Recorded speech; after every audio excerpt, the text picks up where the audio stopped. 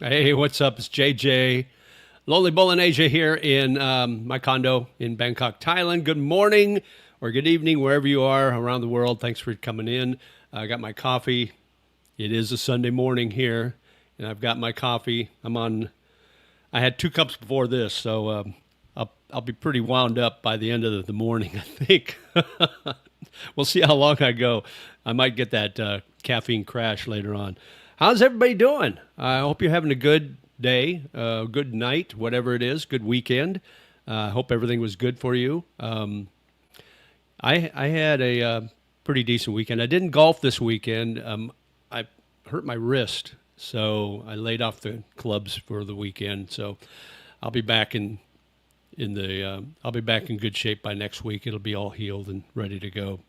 Anyway, so what's going on? Where are you watching from today, guys? Let me know in the comments. Let's see. We got John says, good evening from DC. How's everything in the DMV, John? Thanks for coming on board this evening for you, this morning for me. I appreciate you. Make sure you guys hit that like button too, that thumbs up. That really helps the algorithm. That helps me out a lot. Probably more than anything. Comments too. But yeah, that'll really helps. And then contributing to the chat, like I said, that helps with the algorithm, I guess. So we'll see. Let me see. Dr. Zombie says greetings from Udon Thani. Thanks for coming on board again this week, Doctor. Appreciate you. Jerry in Arkansas says good morning, good evening. How's things going in Arkansas? And you're in the Little Rock area, right? If I'm not mistaken, or around that area, around the Walmart area, right? If I'm not mistaken. Anyway, things are good here. We're in the rainy season, so it's every day it's like a chance of some rain, usually in the early evening or late afternoon. Overnight, sometimes it rains, but it's not so bad. Still warm, though, still very hot and muggy. So I would suspect probably next month the temps will cool off a little bit more. We'll get more into the rain part of the season, where in June it rains a lot more. But it's not that bad, really. I don't mind the rainy season here. Siloam Springs near Fayetteville. Okay, yeah, I thought you were in that corner there where the Walmart area is. But yeah, things are good here. Let's see. I just finished up my other channel. Finished up my premiere for my 2-hour radio show on the Super Q channel, JJ Radio Guys. So if you haven't checked that out, you can do that. I've got 5 shows on there now, so you can check them out. They're 2-hour shows. I premiere them every weekend. I've been doing different times for the premieres just to see if I get a better response. This morning I did it from 7 to 9, right before this show. And it was pretty good. I think I had 20 some watching the premiere, 23 I think watched the premiere. So that's the best so far. So it's a growing channel. So if you haven't checked it out, it's JJ Radio Guys, the channel, and the Super Q is the name of my radio station, my online radio station, and I'm JJ the radio guy on the air. But I play 80s and 70s music there, so it's fun. I do trivia. I do 4 trivia questions, 2 an hour. I do a countdown, like the top 5 of the week for a certain year. This show I did 1985, so the top 5 for this week in 1985. So if you want to know what those are, check the show out. I do it in the first hour, so you don't have to wait around a lot. But we have a lot of fun. I enjoy it. That was my career when I first got in, in my adult years and making money for a living. That was radio was my career for a long, long time. So I know about DJing. I know about music. So does it feel like the off season there, or not so much since it's always busy in Bangkok and Sukhumvit?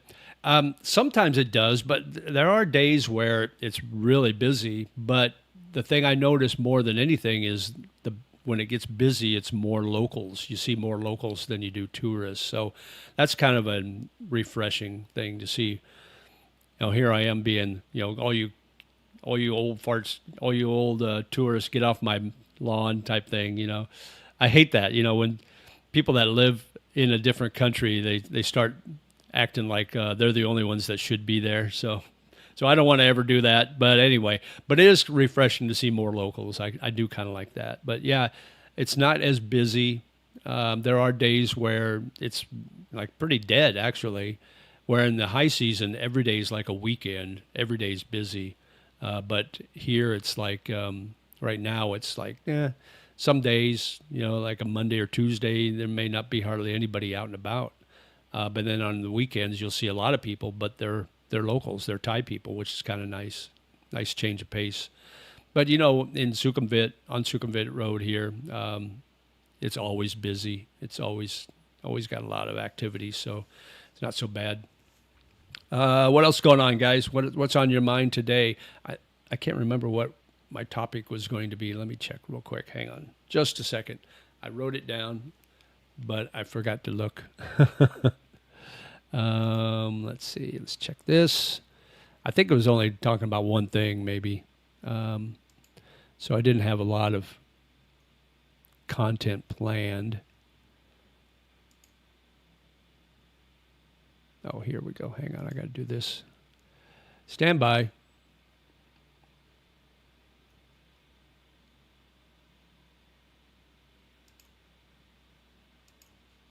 Okay.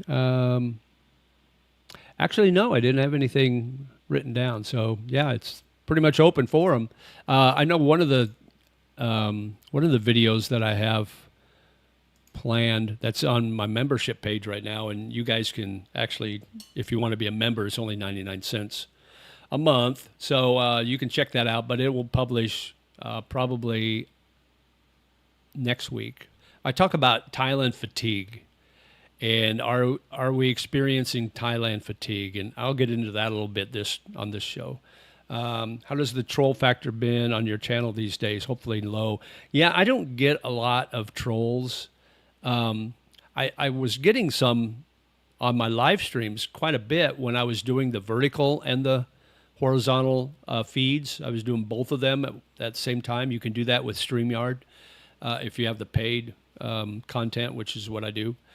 And it seems like I was getting more trolls there because they weren't subscribers. They were, looking on their phone and just scrolling through shorts, which is what the live on the vertical, what the live shows up on.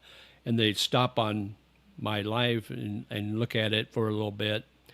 And I'd get a lot of views on that. I get thousands of views on my live through the vertical, or the portrait, I guess you call it. But they would stay for like 10 seconds and scroll on because they weren't interested. Or if they did stay on, they would make some snide comment, trolly comment. So I stopped doing the vertical on my lives. I just do the horizontal or the landscape now. And I don't get the same number of views, but I don't get nearly the trolls. I don't have a moderator.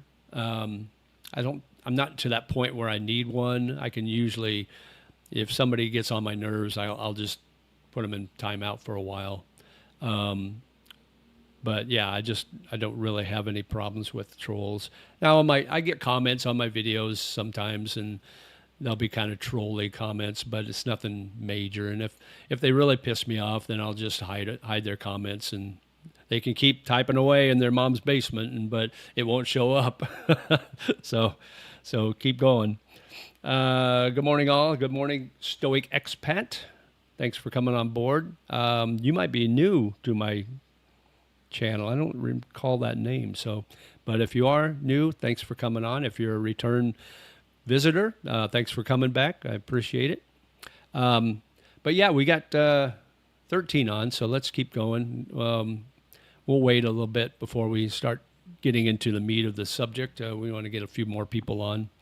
But yeah, I guess we could talk about Thailand fatigue. I mean, there's all this news lately. You see all this social media where people are getting into fights in Phuket and Pattaya and areas like that. Foreigners fighting, foreigners getting in trouble. You see all the talk and all the videos about the visa changes. So,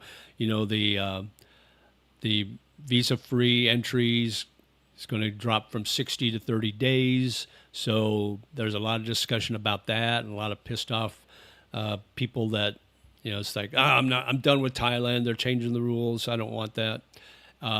Also talk about, the pollution. They're always talking about the pollution in Thailand and Bangkok in the early part of the year. The heat's always an issue.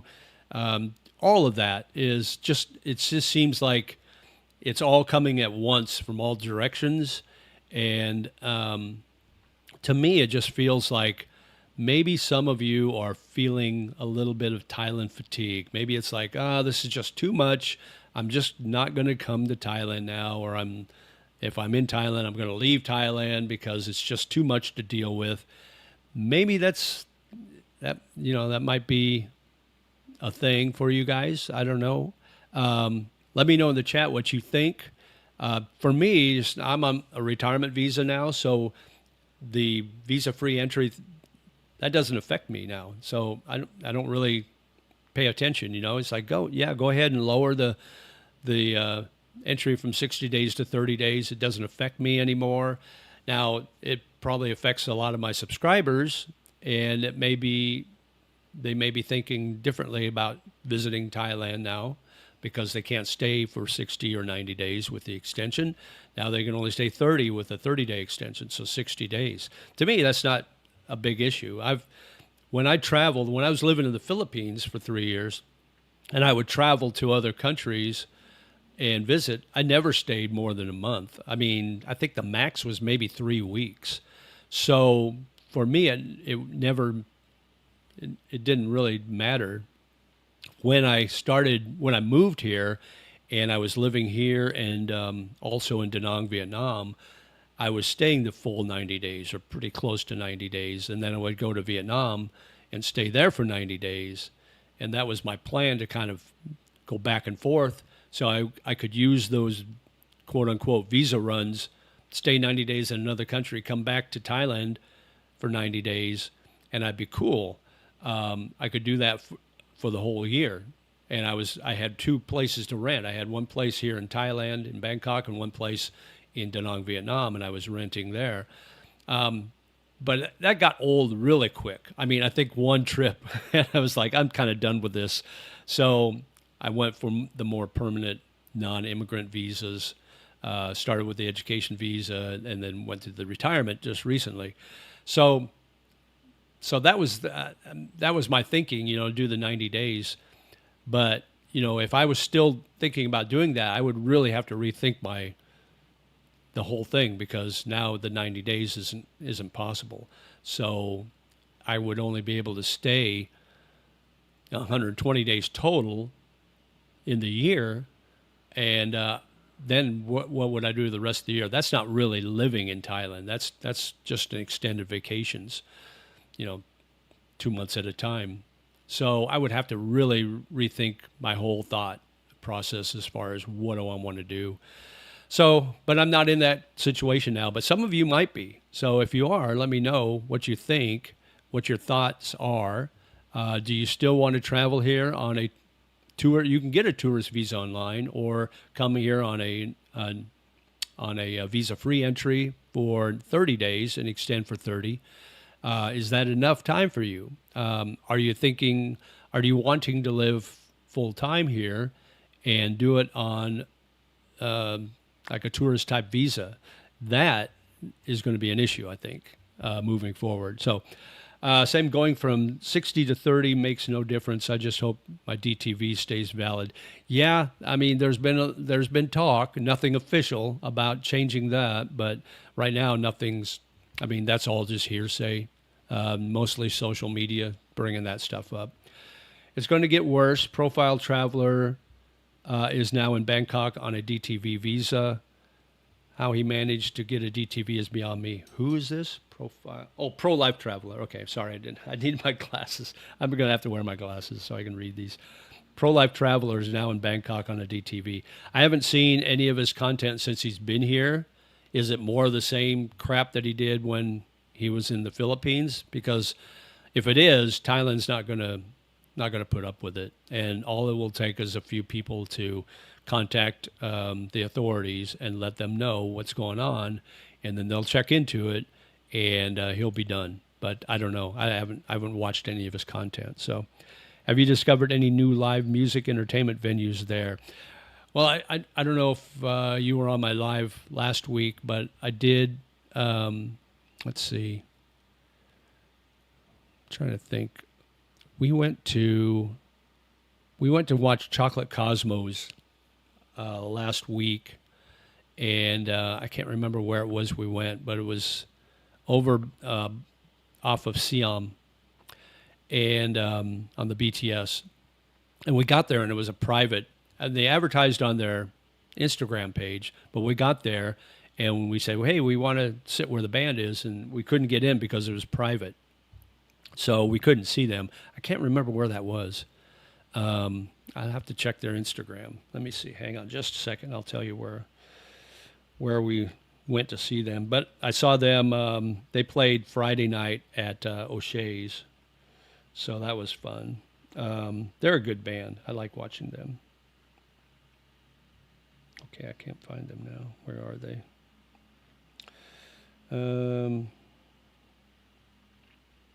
Hang on just a second.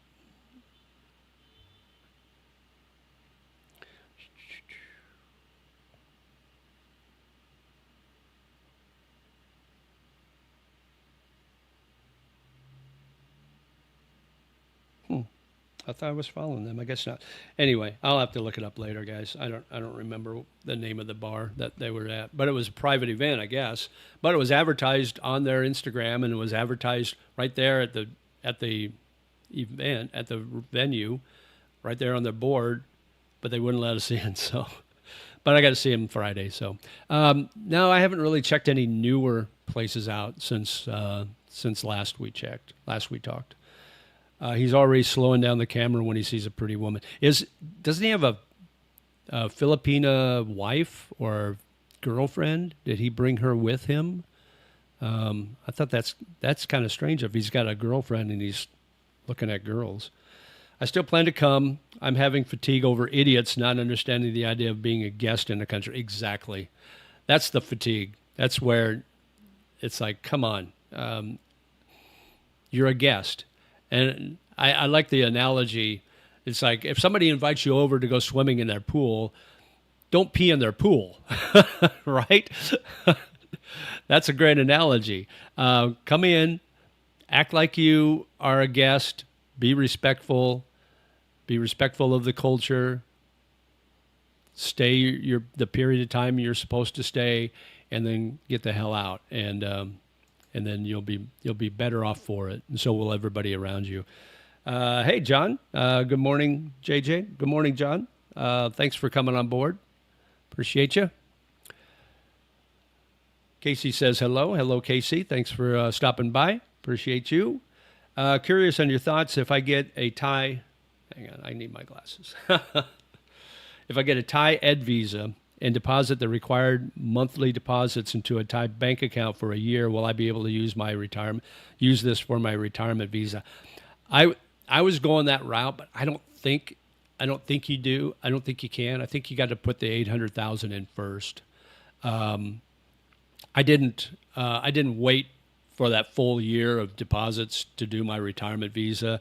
I was just kind of ready to do my retirement visa, so I went with the 800,000. But I don't think that's going to work. You can try it, Ken, and I would love to know if it works for you. But it's like, what the hell? You might as well give it a shot, and if it works, it works. If not, then you still got you got your education visa for a year, and you can do the 800,000. So yeah, let me know if you're going to do it that route, and let me know how it works. We'll see if the 30-day visa helps to keep social rejects down. Yeah, so what they did, so it used to be 93 countries. Now they're dropping it back to how it used to be. Well, it is 93 now. They're going to drop it back to how it was, 57 countries that get the visa-free entry. But I think they're going to make it 53 or 54, and those other 3 or 4 will get a visa upon entry, or visa on arrival. VOA, visa on arrival. And what that is, that sounds like a good deal. Visa on arrival. Oh, cool. I get a visa as soon as I arrive. Yeah, it sounds good, but it's only 15 days. And one of the countries that will be on that visa on arrival is India. So if you're from India and you come to visit Thailand, you'll come, and this isn't official yet. They haven't put it into place yet. But when it does become official, when you come from India or the other 2 or 3 countries, I'm not sure what they are, you'll get visa on arrival. You get 15 days only, and then that's it. So that's kind of a slap in the face for India to be put on that visa on arrival. But I don't know. What do you guys think about that? Social rejects who seriously violate the Thai culture there should get a one-way ticket to India. Right. The Ed Visa deposit is my plan to retirement visa, I hope. Yeah, if it doesn't, I mean, if you do the deposits for the year and they won't accept that, you can work with an agency and they will, if you don't have the 800,000 baht or you don't feel comfortable putting 800,000 baht into a Thai bank, you can use the agency and they will do it for you. And there's legitimate agencies that do that work. So just I wouldn't worry too much about it. One way or another, you'll get it done. So the Ed Visa is an education visa. Yes, I thought it was an erectile dysfunction visa. Bad Ken. Well, it could be both.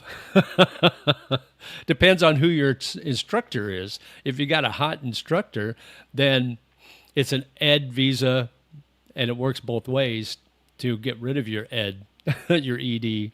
So there you go, Ed. There you go, Ken. Oh, let's see. So my Ed Visa, I changed it to a retirement visa. I am going to, instead of doing a level 3, which cost almost as much as what my retirement visa cost for a full year, instead of doing a level 3 for the education, which is 4 months, I went with the retirement visa, and now I will do private tutoring starting next week with one of the instructors that I had when I was in class. She does it's 400 baht an hour, and so I'll do probably one session a week at least to start to see how it goes. But it'll be more conversational Thai, so I can learn how to speak to Thais in a conversational way, and I'll learn more of the vocabulary and that sort of thing. So I think that'll be better for me to do one-on-one because level 3 is conversational Thai. So it'll be better this way. It'll be cheaper, 400 baht a week compared to 16,500 baht for 4 months. So I don't know what that comes to on my calculator. So anyway, but I think it'll be better for me. It'll be more one-on-one. I can tell her or ask her to slow down. I don't have to, listen. When you're in a classroom with other students and the teacher's talking and she's talking only in Thai and you're having problems picking up on that, you can't just stop her and say, hey, could you repeat that and slow it down? Because then you're holding up the rest of the class. So I think this will be better for me. And I'm on a retirement visa, so I'm good for a year now. So it's all good.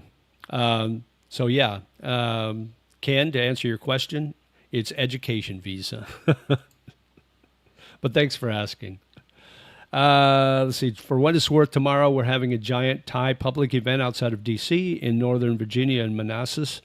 Dozens of street food stalls and different Thai entertainment on stage all day. Oh, that'll be cool. John, are you going to go? If you do, take some video and send it to me. Send it to my email. Or I think you've got my WhatsApp number. But yeah, that would be neat. That's really cool. Manassas, I almost took a job in Manassas, but I didn't. Too expensive to live in that area. So you must be a 1%er there, John, living in the DMV. But yeah, I didn't really care much for Manassas either. I didn't like it wasn't a very beautiful looking city in my mind. But I do like that area. I like the DC area. It's very beautiful there. Falls Church, Virginia, and those areas are really nice. But that'd be cool if you can send me some videos on that. That'd be really neat. This month in June is LGBTQ plus whatever month here in Thailand. So they have this huge parade and huge activities here in Bangkok. So that'll be interesting. I do one-on-one online tutoring. I recommend it. Oh, cool. Yeah, this won't be online. This will be face-to-face. So that'll be good. But online would be good too. Indeed, as a former lecturer, we don't stop in the middle of our lecture exactly. It's like, if you can't keep up, then you shouldn't be in the class, right? But anyway, so yeah, I'm looking forward to the tutoring. I try to speak Thai as much as possible when I'm in public, from what I know. But it'll be nice to kind of expand that to, be a little more conversational. But it's fun to be with some friends and throw out that Thai, and and then they look at you like, oh, there you go, representing Thailand. So it's like, yeah, that's me. I'm the guy. But yeah, it's kind of neat to be able to speak a little bit of Thai and have the Thai person actually understand you. When I first started, I was just talking, like I'd look up phrases and stuff and try to speak it, and I wasn't getting the tones right, and they would look at me like, what are you trying to say? But now it's like, I got the tones a little better. Falls Church, Virginia has a lot of ties, along with Tyson's Corner in Virginia. Really, Northern Virginia has a lot of ties. Oh, that's cool. Yeah, good to know. If I ever get back to the U.S., it's been 2.5 years since I've been back. So, and it's funny because I always hear these horror stories. Like, if you've got a U.S. phone, if you're gone for over a year and you're not pinging one of the towers in the U.S., they're going to shut your phone down. I've never had an issue with T-Mobile. I've had T-Mobile forever, and like I said, I haven't been back to the U.S. since, was it October of 2023, I think, or 2024? 2023, October 2023. I went back for my college reunion, and I haven't ever had any issues with my T-Mobile phone. Never getting shut out. So LGBTQQIP2SAA. Okay. Good to know. Whatever happened to just being gay? I mean, it's like the poor gay people, they don't get any representation anymore. It's like, if you're not trans or something else strange, then you're not part of the group anymore. You're in the back of the bus, so to speak. If you get a chance, check out the Pride Parade today from 2 to 10. 2 to 10?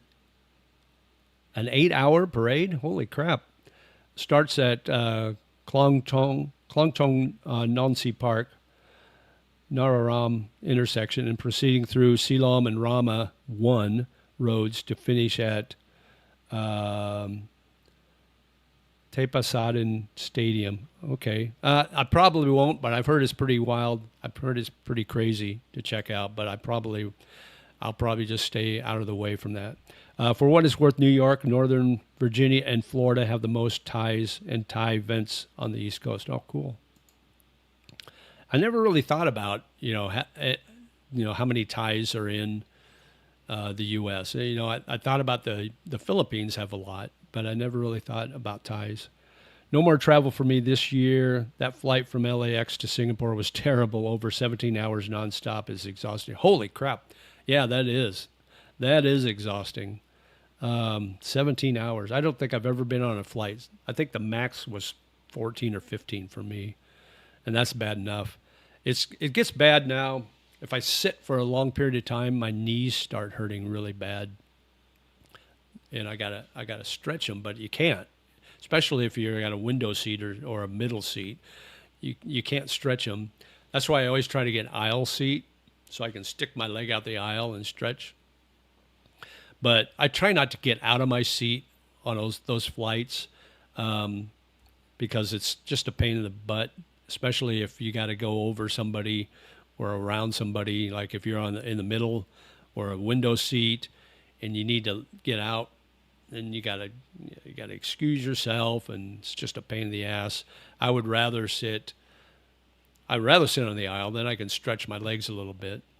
And then it's like if somebody needs to get out, I don't have a problem. I'll stand up and let them out, let them back in. That's not a big issue for me. I just don't want to be the guy that is always interrupting people.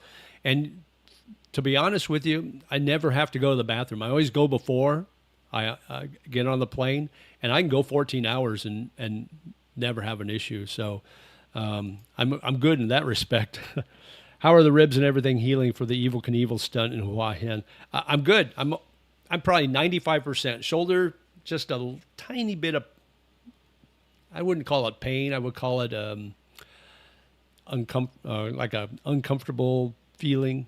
But I would say 98% healed there. My ribs are still a little sore, and I notice it most when I lay down. When I first lay down, it's like they're adjusting or something, and then it hurts for a little while until I lay there for about a minute.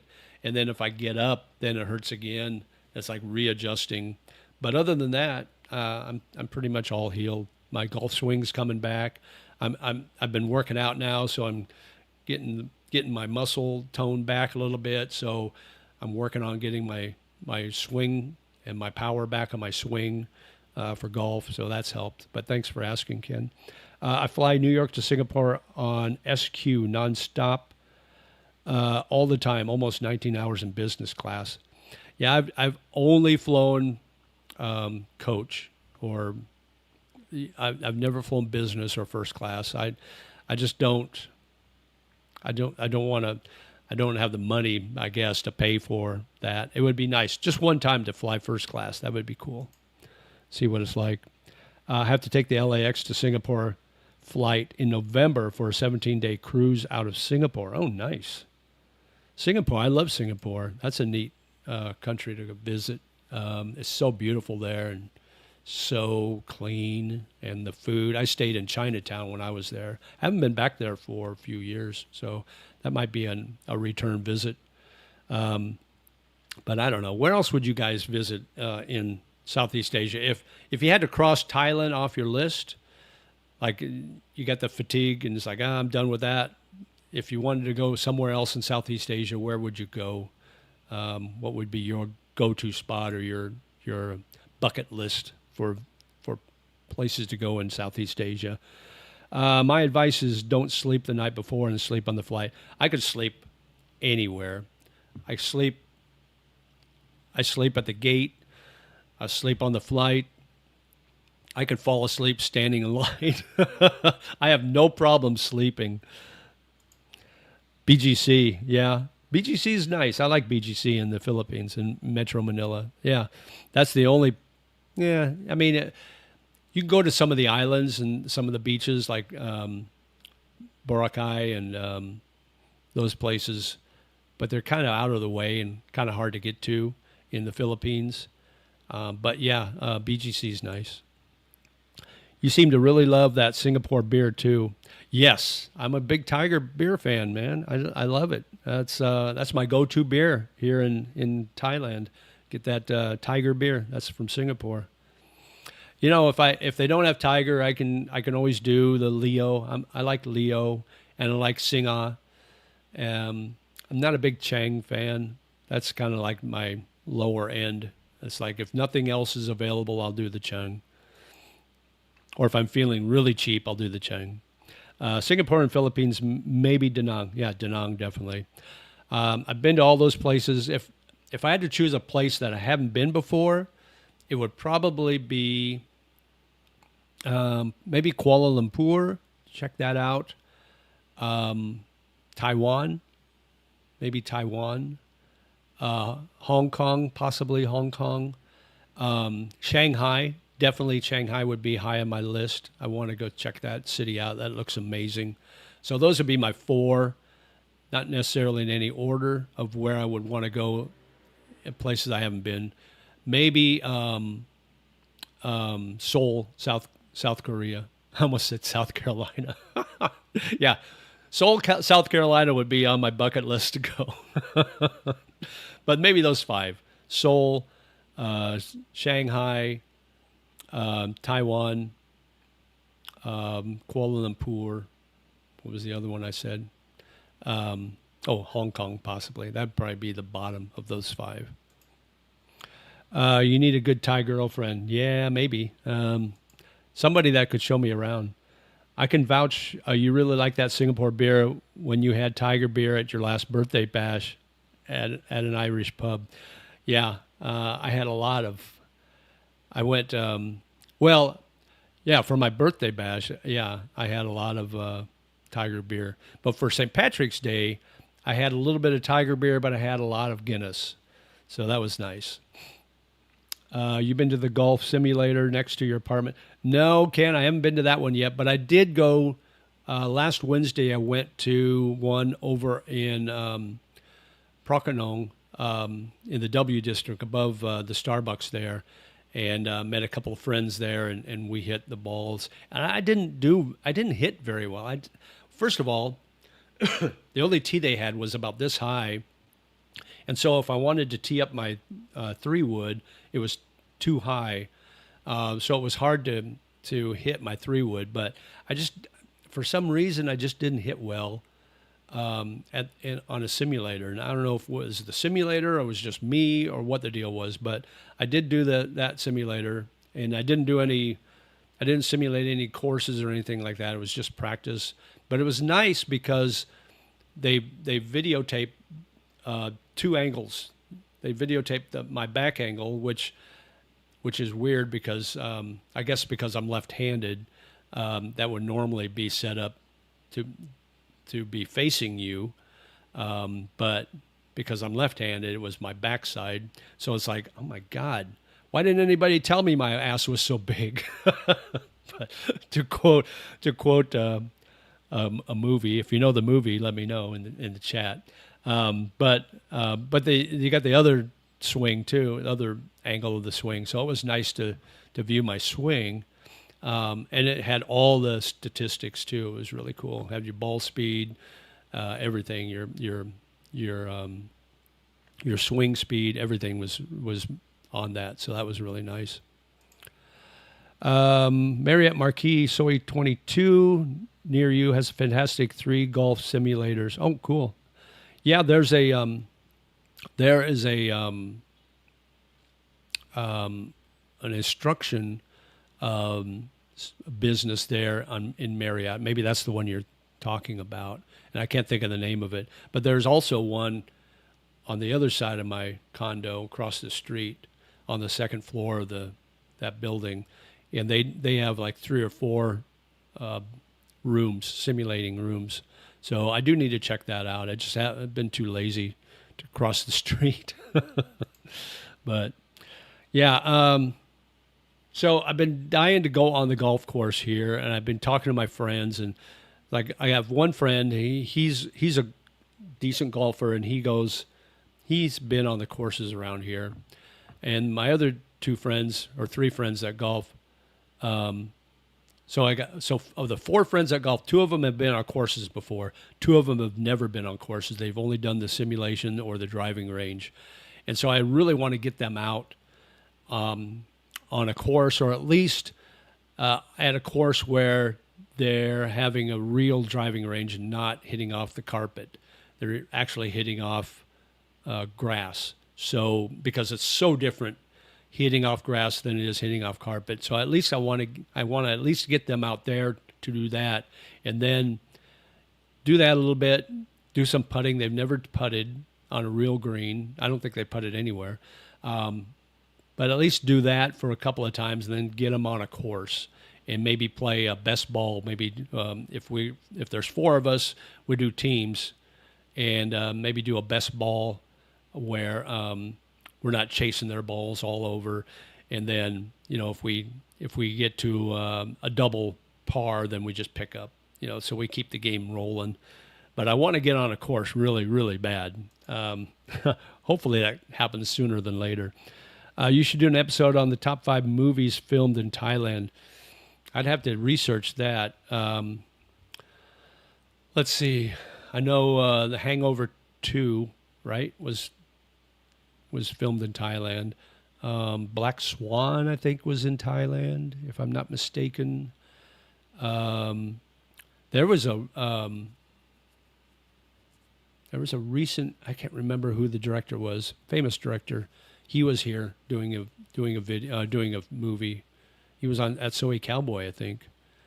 Can't remember if it was Oliver Stone or Scorsese. I can't remember who it was. Anyway, I'd have to research that top 5. I believe One Yorkville is at Marriott Suites Soy 24, which is different. Check out the Golf at Marriott Soy 22. Has a nice bar attached to the 3 simulators. Okay, cool. Yeah, I will check that out. So the one I'm thinking of, it's a guy's name that's at the Marriott. Let me look up golf instruction. Golf instruction on Soy 24. No, construction. Way to go, chat. Golf instructors on Soy Sukhumvit 24. Tom Dingwall, that's it. Tom Dingwall Golf Academy is the one. I believe it's in Marriott, the Marriott on 24. Yeah, golf. Tom Dingwall, but it's pretty expensive to get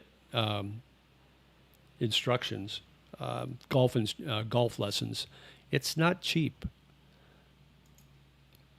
I've been looking at Lee Luke condos in the W District because of the golf simulator and larger condos for the price. Yeah, that's the golf simulator that's right there. And I have a friend that lives in Lee Luke condos, and he likes it because they're bigger condos. It's an older building, but the condo sizes are big. So if you like that, you'll like. And the location's a good location. I'd love to visit Amanpulo Island in the Philippines. Not exactly cheap, but looks incredible and very private. Have you been there? No, I have not. Can you hear the siren? That's the only noise I ever hear when I'm in my condo is the sirens. The sirens here and the emergency vehicles are the loudest I've ever heard anywhere. They're so loud. Oliver Stone filming White Lies at Soy Cowboy a few months back. Yeah, okay, it was Oliver Stone. Okay. And then what's the one they filmed in Koh Samui? Yeah, I don't know if it was a movie or a TV series, but they did that there. Do you use the amenities at your condo? Yeah, mm-hmm. They got a really nice gym or fitness center, beautiful pool, and really, really nice co-working space. So yeah, and I do use them. I take advantage of that. My hometown golf club made number 10 on the Golf Digest top 100 golf courses in the world. Oh, nice. What was the name of that course? That's in Ireland, right? What was the name of that course? It's really nice. That's cool. White Lotus, that's it. Yeah, White Lotus was TV series filmed in Koh Samui, at least one season. I don't know if they've done more than one season or not there. Yeah, so there's a lot of, and then all the movies from the 80s, all the Vietnam War movies from the 80s, those were all filmed in the Philippines, except for Good Morning Vietnam was filmed in Thailand, I believe, but Apocalypse Now and Platoon, both filmed in the exact same place in the Philippines. And it was funny because Charlie Sheen was interviewed one time and he was talking about Platoon. And he goes, yeah, it was weird because we went back to the Philippines. It was the exact same place that I was 10 years before when I was like 8 years old, hanging out with my dad when they filmed Apocalypse Now. So he said that was kind of weird to go back 10 years later. Top 5 movies filmed in Thailand: The Beach in 2000, The Man with the Golden Gun. Oh, okay, 1974, James Bond. The Hangover Part 2, The Deer Hunter in 78. Oh, I didn't know The Deer Hunter was done in Thailand. Interesting. And Extraction in 2020. I would put Good Morning Vietnam. I think that was filmed in Thailand too. So I would definitely put that in the top 5. I believe Chris Parker from Koh Samui is in Bangkok a few days creating vlogs. Yeah, I saw he came up on my recommendations, and he says it said back in Bangkok. So yeah, I met him one time at a Loy Krathong night. I was over at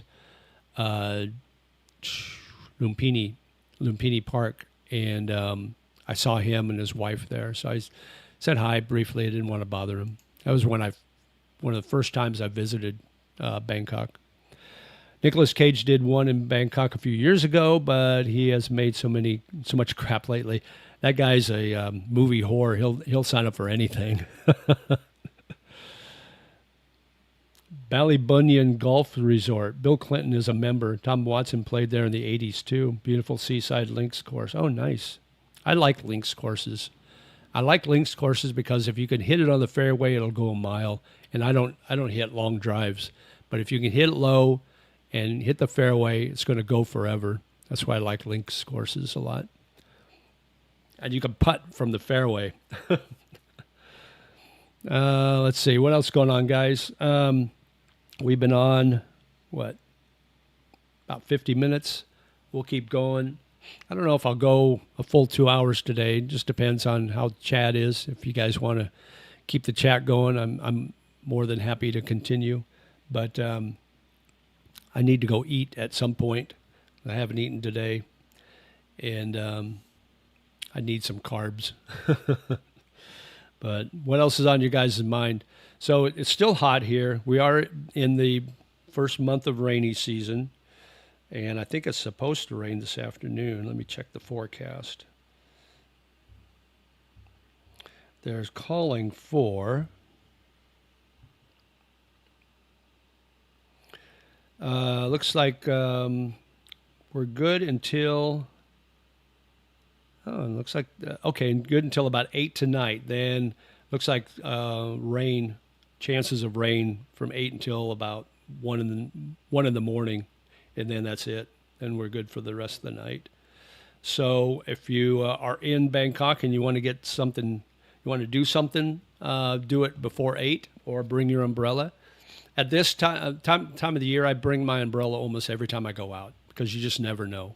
It could be nice. It could just rain at any time. You just never know. So always be prepared. Ireland did pretty well on the list. I'm sure they did. Yeah, Scotland probably too, I would guess. I don't hit drives far, maybe 180 to 200 depending on elevation. Yeah, that's kind of like me. I hit my 3-wood farther than my driver, but I hit it straight for the most part. Younger guys' mistakes go farther. Yeah, exactly. So I hit my 3-wood when I'm tuned, when I'm that finely tuned athlete.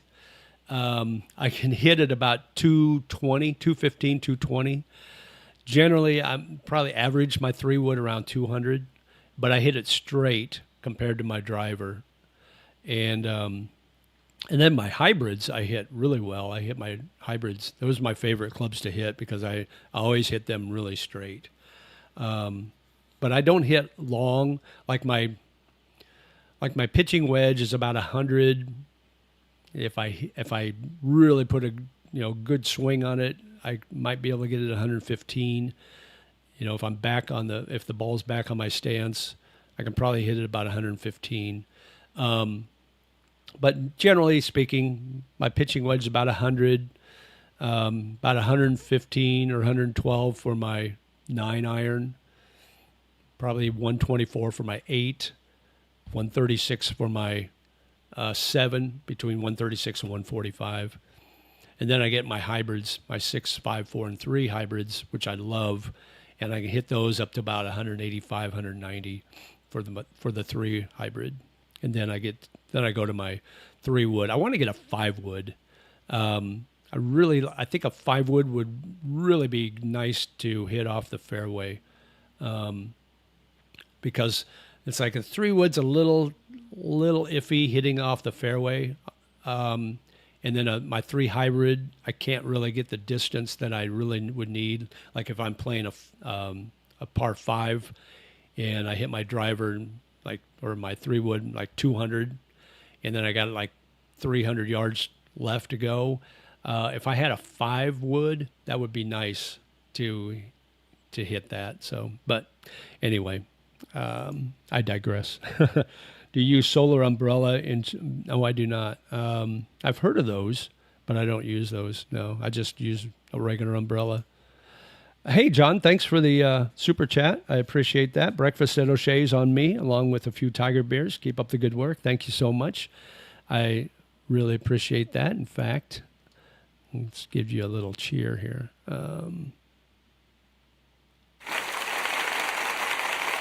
There you go. That's for you, John. But thanks. I appreciate the super chat.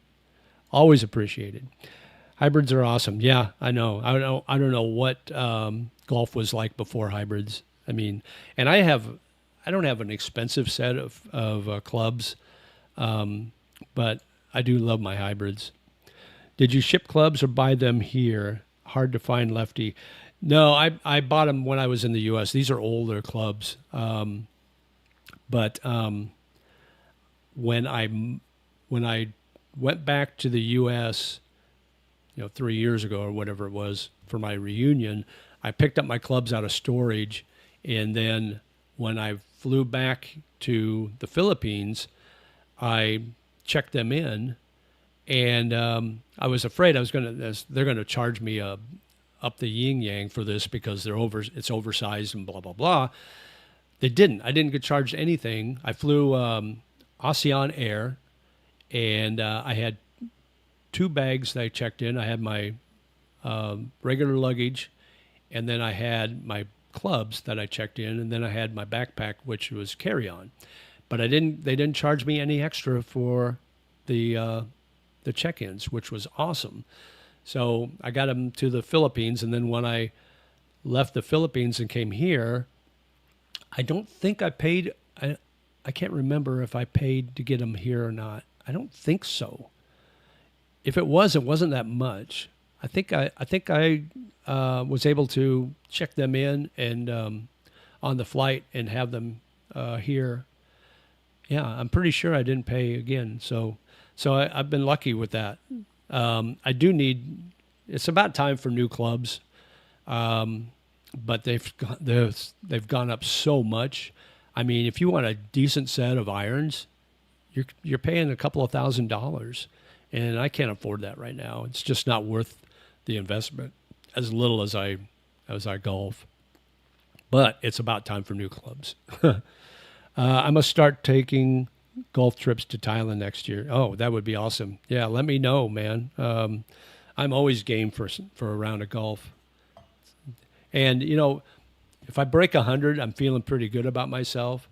The lowest I've ever scored was an 86, and that was an anomaly. I don't normally hit like that, but I generally can hit in the 90 to 95 range.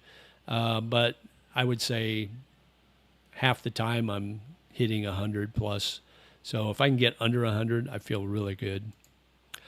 I have Callaway Big Bertha hybrids, but my 8 hybrid is an Amazon hybrid. I bought like 8 years ago, and this thing is a warrior, and I spent like $60 on. Oh, nice. Awesome. Yeah, my clubs are Adams.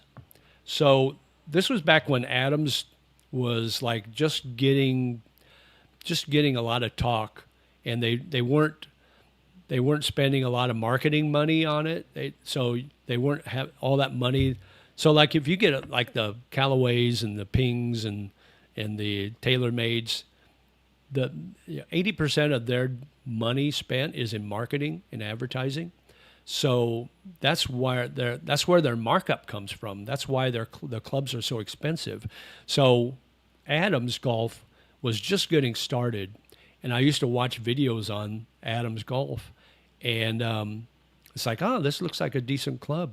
So I went on a website called Rock Bottom Golf, and you can't get them shipped into Thailand, but you go on Rock Bottom Golf. Back then, you can find all these deals, and I found this deal on Adams Golf clubs, and I got a set, irons and hybrids, and it was like super cheap. I don't remember what the cost was, but I really love them.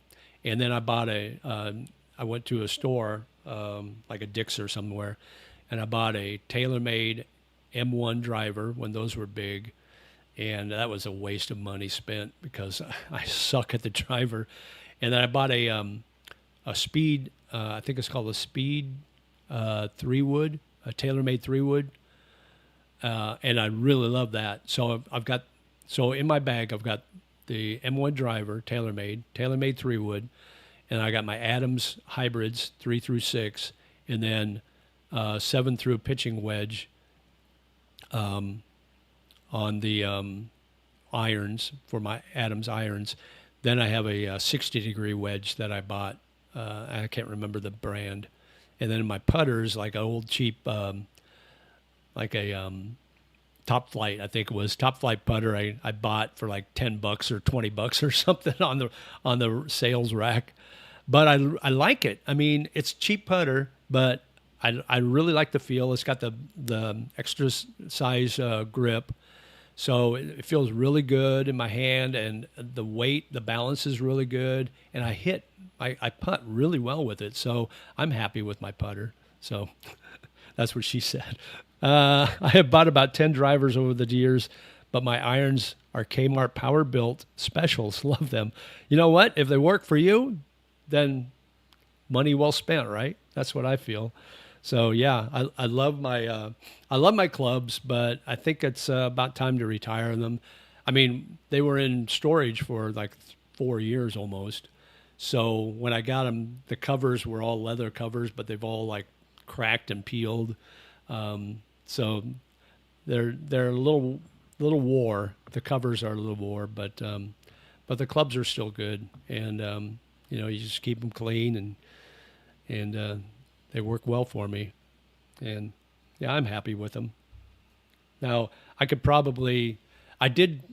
there was one time I went, I was on a business trip to Arizona, like Mesa in that area, and I had some extra time in the afternoon, so I went and booked a golf round, and I had to rent clubs at the golf course, and I rented a set of Nikes because that's the only left-handed clubs they had, and I really hit well with them. It's like, oh my God, these are awesome. So, and Nike doesn't do clubs anymore, so I don't know if I could find that exact brand or the exact Nike clubs that I used that day, but I hit so well. It just felt so good when I was hitting. I don't know if it was just me that day or the clubs, but yeah, the Nike brand was really good for me. So I don't know if anybody's hit Nike before. Let me know how you liked them, but I really liked them, and the course was awesome, and I just had a really good round back in Arizona. It was when was that? It was 2016 or 2017? It was 2017 in May of 2017. So the weather was perfect in Arizona, and I can't think of the name of the course. It was I think it was in Chandler, Arizona. And the course started with an O. So if anybody's been in that area in Arizona and have golfed the courses, you may know what I'm talking about. Let's see. Golf courses in Chandler, Arizona. That's horses. No, I don't want horses. Golf courses in Chandler, Arizona. Ocotillo, Ocotillo Golf Club. Beautiful course, beautiful club. I loved it. They pick your bags up when your car pulls up. They'll take your bags out. They'll They put it on the cart for you. I mean, it's a really nice course. I had to do everything. I had to rent my clubs. I had to rent shoes. I had to buy a glove. I had to buy balls. So everything, green fees, cart, the rental of the clubs, the rental of the shoes, buying the glove and buying the balls, everything cost me it was like under $100. So I think pretty good for that course. It was really nice. So if you guys have golfed there, let me know what you think of that. But it was, I don't know how you pronounce it, Ocotillo or Ocotillo, Ocotillo Golf Club. But it was a great course, just a beautiful course. A lot of water, which is a little intimidating. But I didn't hit one ball in the water. But you got all the green, obviously, and the trees and the palm trees, and just a great scenic area. Are the caddies like Thailand? Are the caddies like Thailand? Are they, at that course in Chandler? I didn't have a caddy in Chandler. The caddies in Thailand are awesome. They're really fun. Is it true you can golf find the caddy? You can find the caddies in Thailand. I've heard that maybe some of them. I don't think all of them would do that, but I've heard that I think there's a couple of websites where you can hire a caddy and they'll meet you at the course, wherever course you're playing, and they're beautiful. So like if you go. Every course in Thailand they provide the caddy. You can't not golf without a caddy. The caddies drive the cart. The caddies take care of everything. They tell you your shot distance. They tell you how to read the greens. They know the course. The caddies that you get on the course, they're all covered. So they got like a turtleneck, long sleeve, pants, little flying nun hats. So they're all covered. So not much to look at, really. I mean, they're cute, they're beautiful, but as far as checking out the aesthetics of the caddy, not so much. But you can go online and order a caddy, and they'll show up like they're ready for the LPGA Tour, and the little short skirts, very, very beautiful looking. Now, I've heard, I don't know if this is true or not, but I've heard that, there's a caddy fee, and then you tip the caddy. And usually the tip is anywhere between 500 and 1,000 baht, depending on the course, depending on the caddy, depending on how you feel that she did. Anyway, but I've heard that some of the caddies will go with you afterwards. Now, I don't know if it's like a bar fine type thing, but they'll go with you afterwards and go party with you at the bar or whatever. So I've heard that, but I don't have any evidence to prove that. Oh, look, hang on. Got to shut off my tracking. But I don't have any proof to that. So I'll have to do a little more investigation on that, Rick. So right now, I don't know for sure. That would cost at least 500 at an Irish course. Yeah, right? So my friend, yesterday we had lunch, and he told me that if you are a resident, if you can prove residency in Thailand, that you can get discounts on your golf rounds. So like he was saying that the one course he would go to, it's normally about 4,000 baht for everything, but because he can show residency, he can get it for 2,500 baht. So that's like 2,500 is what, $75 all in. So that's the green fees, that's the cart, that's the caddy, everything for $75 or 2,500 baht.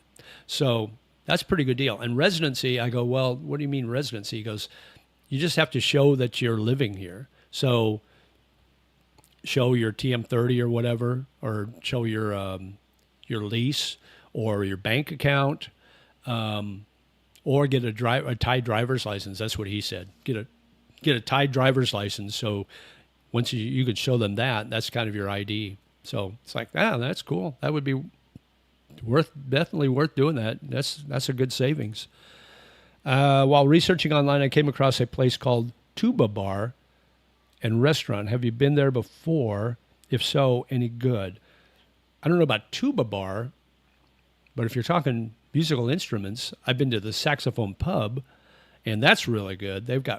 That's a great place for live music, but I haven't heard of Tuba Bar, so I'll have to check into that. Did you ever meet Chad Foster in the Philippines? Looks like he has a new girlfriend and is more energized now. No, I've never met him. If you go golfing in the part of the world, better to go Scotland, home of golf. Glen Eagles Golf Club is less than 500. Whew. Yeah, I'd love golf, but not $500 of golf. That's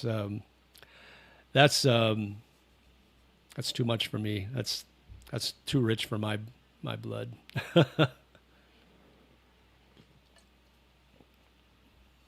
Anyway, boy, we really went on that golf trip, didn't we? But there's some nice courses here that you can pay a lot of money to golf on, and there's some that are a lot less expensive. So you just gotta kind of check around for whatever your budget is. I'm kind of in middle range. I'll do the $75 to $100 round for a golf. I'll pay that amount. Anything above that, it's like, it better be good. But yeah, 75 to 100, that's decent. That's entertainment, I mean, you budget for entertainment, and it's definitely entertaining.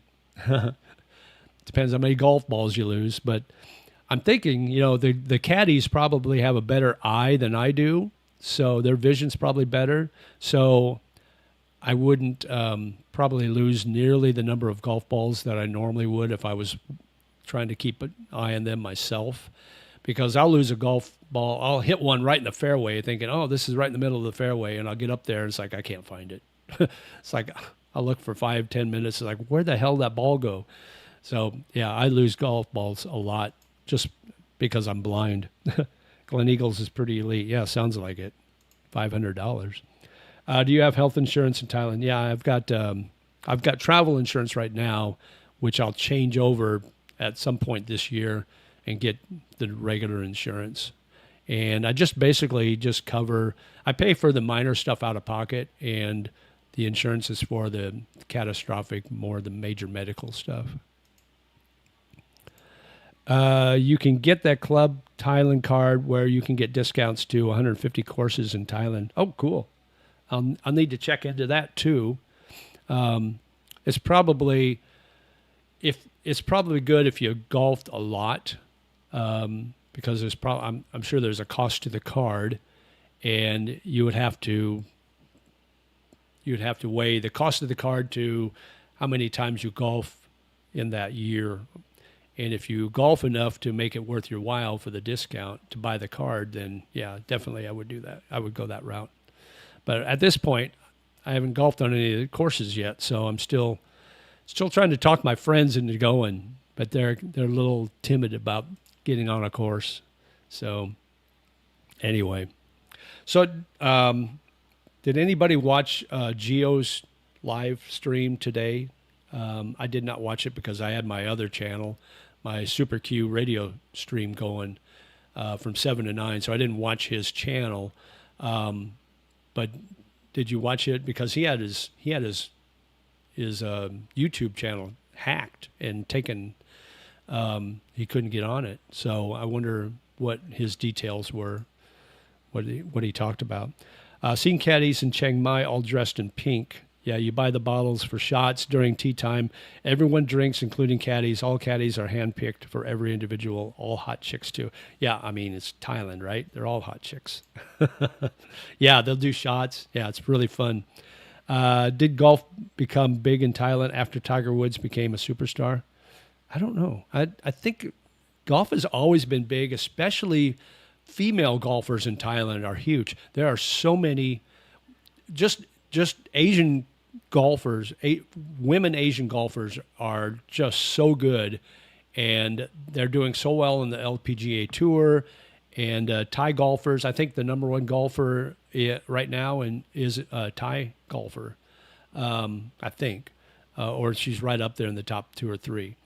So yeah, I think Thailand's always been big on golf. Sometimes I think my ball landed on the left or right side of the fairway, and once I find my ball, it was about 30 yards away from where my glasses told me it landed exactly. That's me. So I don't wear my glasses because I'm farsighted, so I need them for up close. So I don't wear my glasses when I golf, so I can see a little bit. I didn't realize he got hacked. The situation was very similar to a Norwegian YouTube channel that got hacked last month. Yeah, something about his Google ID got stolen or something like that. And they were able to get into his channel and change all his passwords so he couldn't get in it. And then they tried to run a crypto live stream on there, and then that's when YouTube discovered it and then shut it down. But it took about 72 hours, about 3 days for him to get his channel back. But he went through YouTube and they ran it through all the people, and he finally got it back yesterday, I think it was. So yeah, so he did a video yesterday on it, and then he did his live stream today on it. I would rather watch women's golf over men's golf any day. Something about the skirts. Yeah, exactly. Swinging skirts, man. They're beautiful. I caught a bit of Gio's live. He was talking about leaving for the U.S. in time for the 4th of July. Well, no, he'll be back here. He's leaving today, actually. He's leaving for the U.S. today, and then he'll be back sometime in June, I think. So he's not staying for the 4th, I don't believe, unless he changed his plans. He got a sponsor email that started it all. Yeah, that's what I heard. Club Thailand card, 1 year, 2,600 baht. 2 years, 4,700 baht. 3 years, 6,600. Or you can get the tourist 30-day trial card for 1,600. Okay, so, and then what's the discount on, do you know what the discounts are on each round? Because of 1 year, 2,600 baht. So that's about that's about $80, $85, something like that. So depending on what the discount is, and depending on how often I would golf, it's not much of a, well, you get a little bit of a discount each if you sign up for more years. Yeah, it's quite a good discount. So just depending on what the discount is on the green fees. They are professionals, zero chance of finding them. Oh, you mean talking about the hackers? Yeah. Yeah, absolutely. How will you be celebrating the 250th birthday? I don't know. That's a good question. That's a month away. I'm sure there's some local bars or restaurants around here that are owned by Americans that will have a celebration. So I'll probably find that, because Thanksgiving, there was a couple of bars that did Thanksgiving dinners, a couple of restaurants. And I went to a Thanksgiving buffet that was really, really good. It was at Bourbon Street, which is a Cajun restaurant down on Ekamai. And they had a buffet, and it was quite expensive. I think it was about 1,200, maybe 1,000 baht, something like that. But it was all you can eat buffet, and they had everything. They had the turkey, they had ham, they had mashed potatoes and gravy, they had stuffing. They even had Cajun food. They had everything, pumpkin pie, candied yams. They had the works, and it was so good. So, and that was Thanksgiving. And then PJ, I think it was PJ O'Brien's, or maybe it was, I think it was PJ O'Brien's. Maybe it was somewhere else. Somewhere on Prakanong, they had a Christmas buffet. It was like 800 baht, all you can eat. And it was just as good. The same stuff, just as good. But yeah, it's, they have, you can find local stuff, St. Patrick's Day, everybody's celebrated. But yeah, I'm sure I'll be able to find something for the 4th of July. That'll be fun. Surprised Donald Trump hasn't been golfing in Thailand. Donald makes up tournaments where he is only when playing, loves to win. I'd like to see him over there when Oliver Stone is in town, celeb night out. Yeah, maybe. I watched a video. Who was it? Who was the golfer? DeChambeau. He has a YouTube channel. What's his first name? Anyway, he golfed with Trump, and Trump's actually a good golfer. I watched, and he did really well. I mean, I'm surprised. He's like almost 80, and he's got a pretty good swing. His putting's weird. He's got a weird putt. He kind of brings his club around. But yeah, let's see. I was U.S. Embassy advertised the 250th anniversary on an entire BTS train last week. Oh, cool. Oh, that's neat. So I'm sure there'll be something going on. Yeah, it'll be interesting to see. I'm looking forward to it.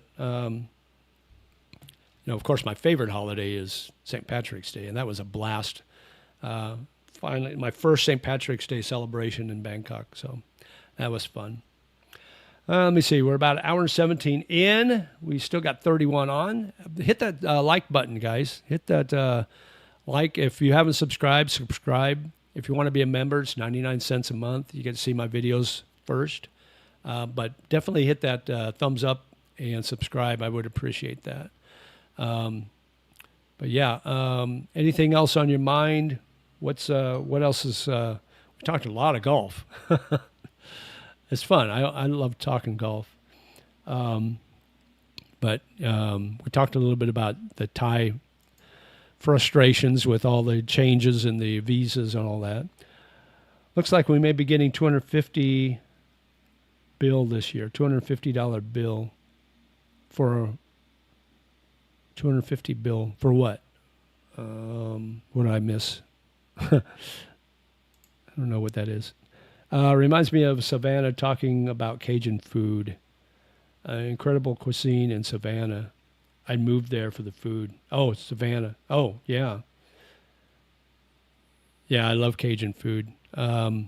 Best Cajun restaurant I ever ate at was, when was it? I was living in Tennessee, and I had my son for the week, and we went, we're in Nashville, and then we decided to, we were going to go horseback riding. So there's this horseback riding place outside of Nashville. So we drove there. It was about maybe half hour out of Nashville, maybe a little farther. So we went there and spent the morning horseback riding, which was a lot of fun. Got done about noon. I was like, man, I'm hungry. And I asked one of the ranch hands there, I said, is there restaurants around here? And he goes, yeah, there's a Cajun restaurant. And he told me how to get there. And so we drove, and it was in the middle of nowhere off this little county road. And it was in a little stucco shack, kind of a, you wouldn't know. You drive by it if you weren't looking for it. You drive right by it. It was probably 11 o'clock, I guess it was. So it was just before lunch. So we pull in there, and we go inside, and it's just a little place. It's got a couple of tables, a couple of picnic table style. So you're sitting on a picnic table, maybe held, 20, 25 people max. And it was like a mom and pop restaurant, and like the daughter was the waitress, and the mom was the cashier or whatever, and then the dad cooked or whatever. So we sat there and ordered, and I think I got gumbo or jambalaya or something like that.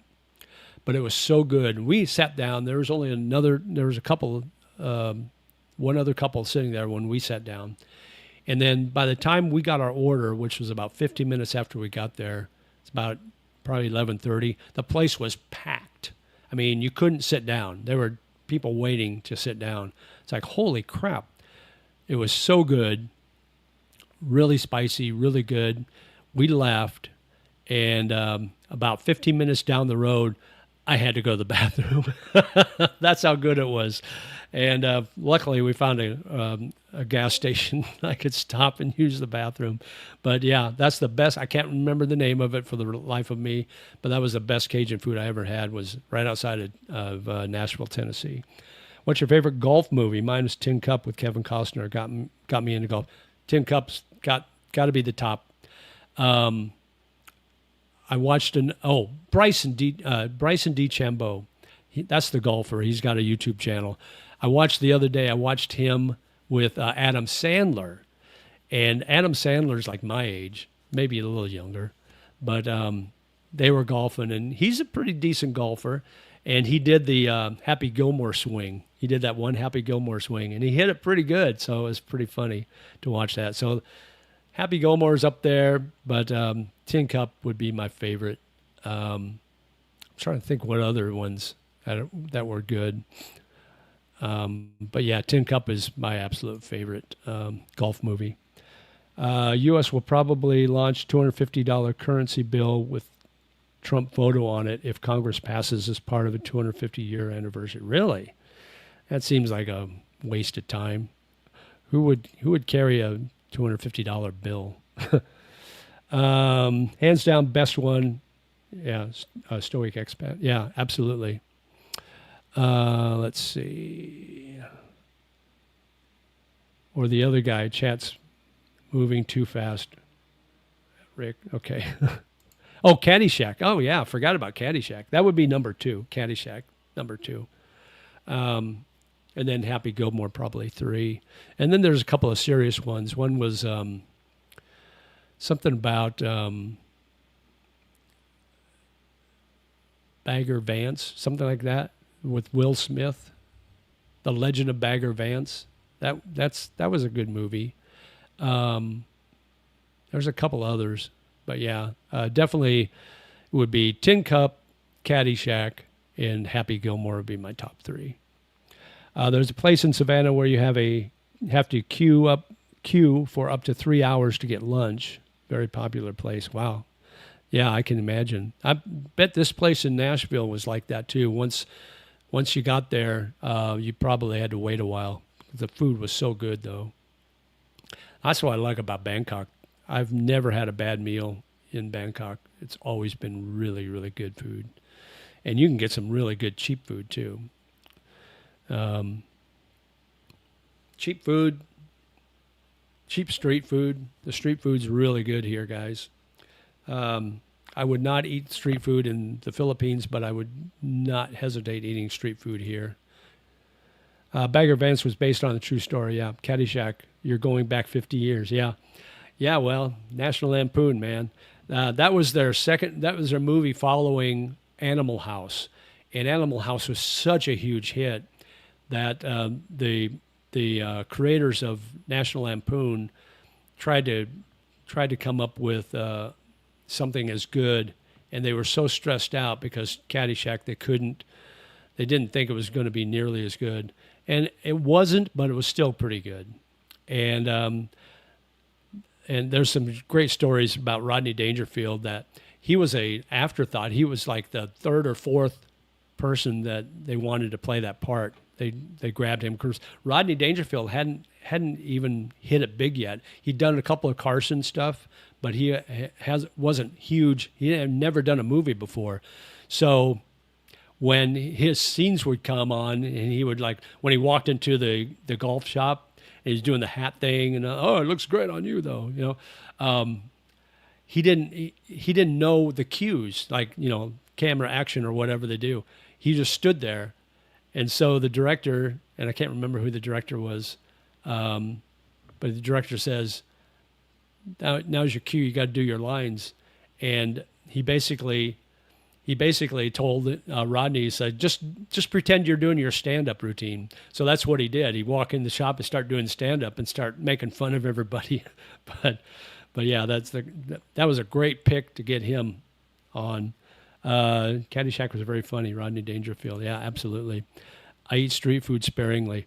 I have no problem eating street food here. I probably eat it 3 times a week. Beaver Hunter, I am old. I saw it in the theaters. Beaver Back to School is my favorite Dangerfield movie. Yeah, that's pretty funny too. Yeah, that Caddyshack made him big in the movies. I mean, that really set his career on a different level. Um, but yeah, that the girl that played in Caddyshack played the girlfriend of the caddy, one of the main characters. She was also in Animal House, so she played in both those movies. She played the mayor's daughter that Pinto got hooked up with. Has your stomach always been that strong? You know, it doesn't bother me. I don't get. The only time it really bothers me is if I eat a lot of spicy. But you don't have to eat spicy here. You can say need noi, or if you don't want any spice at all, so you can say my ped, which is no spice or no. Or you can say, if you want to be really dirty and not like say something that sounds dirty but isn't, say my prick. That's no chili. But yeah, but yeah, you can get need noi is just a little spice, or my ped is a no spice. So you don't have to do the spicy stuff, but I like spicy. But once in a while, it's like, I need to lay off a little bit until it all gets out of my system, so to speak. But yeah. Triple Lindy. Dangerfield was very generous to up-and-coming comedians. Yeah, that's what I've heard. I've heard he's a super nice guy. So he's gone now, right? If I recall, he died a few years back. But that could be a Mandela effect on my part. I may have thought he died, but he didn't. Do you guys believe in that, the Mandela effect? Did anybody think that Nelson Mandela died in prison? Did anybody think that? That's where the name Mandela effect comes in. There's a theory that we're in a simulation, and when they reset the simulation, then the outcome is different. So a lot of people thought, Nelson Mandela died in prison, and then it was reset, and then the outcome is different. And it's like, he didn't die in prison, but I could have swore I remember him dying in prison. So that's what they call the Mandela effect. So I got blocked again. Who got blocked? I don't know. Yeah, you didn't get blocked. Not that I know of. I'm getting your, unless you're talking about something else. Let me see. I've been eating a lot of Italian food lately. They've got great Italian restaurants here. There's one in Emsphere Mall, and there's one right outside of Terminal 21 called Pala. There's a couple others that are really good. There's a new place right down the street here that I ate lunch the other day. It's not Italian, but it's pasta, and it's called Soul Eatery, SOL Eatery, and they do coffee, so you can go in there in the morning and get coffee. But their lunch menu or their dinner menu is pasta mostly, and they've got a really good Alfredo, pasta Alfredo, and it's only like 165 or 185 baht, something like that. Super cheap and really, really good. I had it the other day. Yeah, Bianca in Emsphere is super good. That's a really good place. Their lasagna is amazing. Go check their lasagna out if you haven't yet. That's a definitely go-to. Thailand still uses a lot of asbestos. They haven't banned it. You ever come into contact with asbestos in your life? We got rid of it here and not Thailand. I don't know. How do you know if you've come in contact with asbestos? Does it come up to you and shake your hand? Hi, I'm asbestos. I hear Geo makes a mean gabagool. I don't know what gabagool is. And I don't know that Geo even cooks, so I couldn't tell you. But gabagool. Gabagool. Isn't that a cuss word? Isn't that what they use in in The Godfather. Hey, gabagool you, or something like that. What was that they say in The Godfather? That's Italian. When the daughter's yelling at her husband, gabazool you too, or something like that. I can't remember. Italian American slang pronunciation is capocolo. Okay. Now we're doing Italian. I'm trying to concentrate on Thai, guys. I don't have time for Italian lessons here. That's how Steve McQueen died, overexposure to asbestos. Oh, wow. Well, yeah, back in the 60s and 70s, it was everywhere in our schools, everywhere. So, yeah, eventually they'll figure it out here and get rid of it. But, yeah, it is what it is, but we all got to die of something, right? I don't know. All right, guys, about an hour and a half in. We'll keep going a little bit longer as long as you guys are active on chat and we have something to chat about. We can keep doing that. You ever see the King motorcade pass by? No, I haven't seen the Kings, but I've seen some not giant motorcades, but motorcades of ambassadors. So you can see, like the other day I saw a couple of black limousines go by and they had the Singapore flag on the front of the limo. So it's like, no, that's probably the ambassador to Singapore going by. But yeah, I see that every once in a while. I used to see it more when I lived in BGC in the Philippines because I lived right close by where, like right across the street from where my condo was a condo that most of the U.S. Ambassadors from the different countries lived. So I would always see them coming and going. So I'd always see these motorcades go by. But here once in a while, but not very often. I heard King spends most of the time living in a castle in Germany. Really? I didn't know that. Well, if it's available, why not, right? You ever see those posts of Westerners locked up in jail there? They ask for people to come visit them. These poor fools who got locked up, they want visitors. No, I've never seen that. I did see when Vitaly got locked up in the Philippines. He was in there for like 6 months or something, maybe longer. But he did some videos after he got out. He posted them.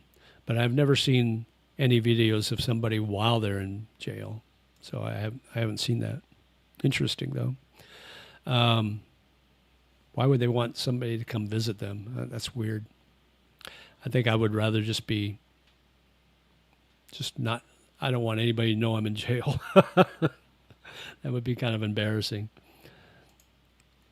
Lots of Lamborghinis parked outside Xylo nightclub. Oh, yeah, in BGC. Yeah, absolutely.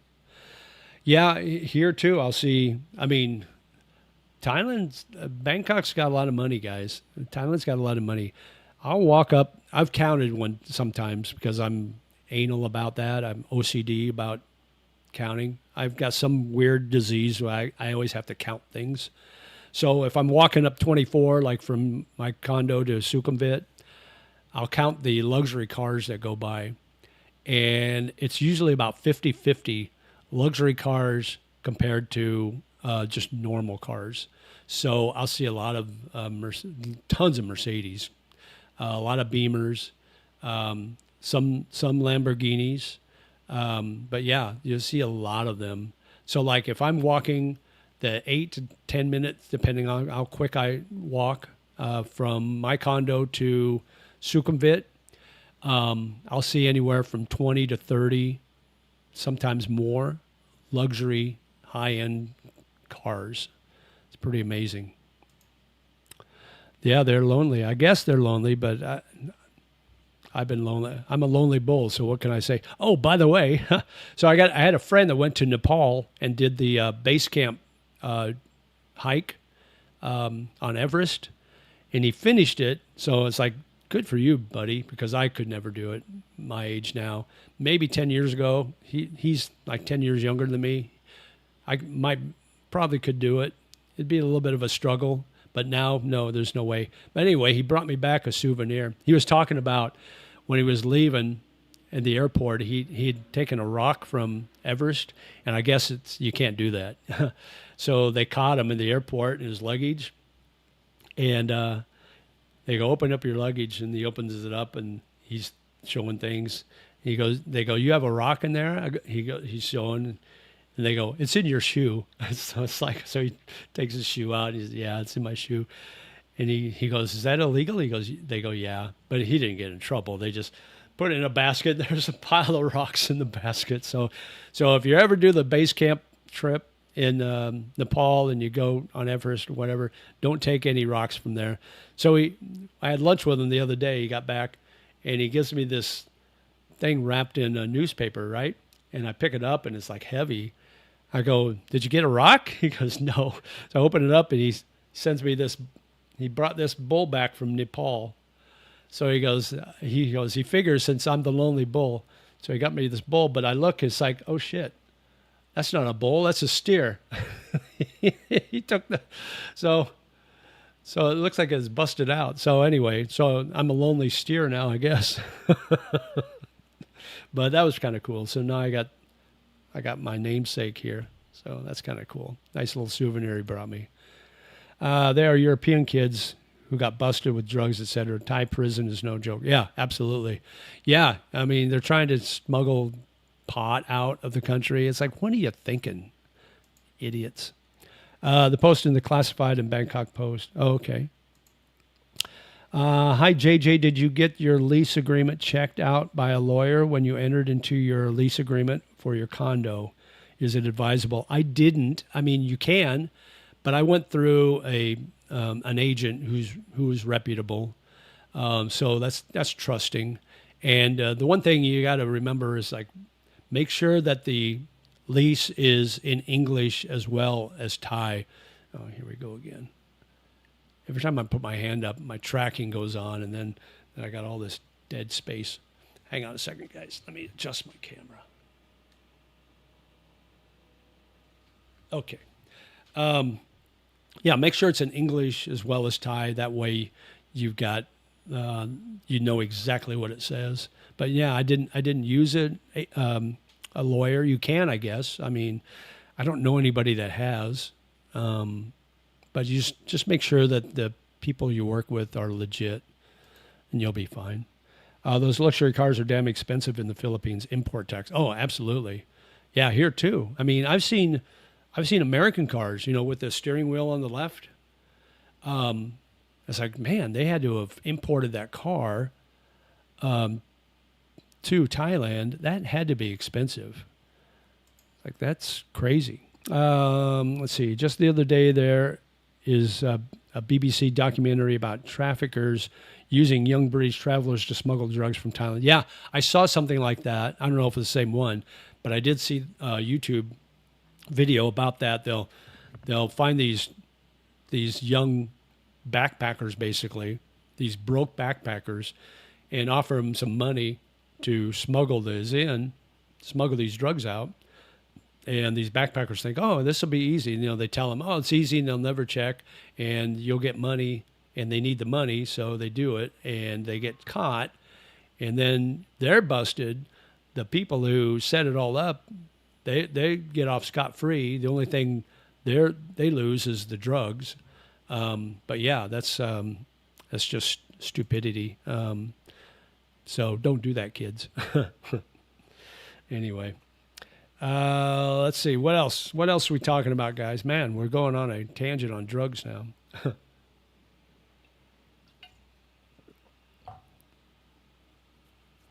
My condo lease is 2 years. I did a 2-year.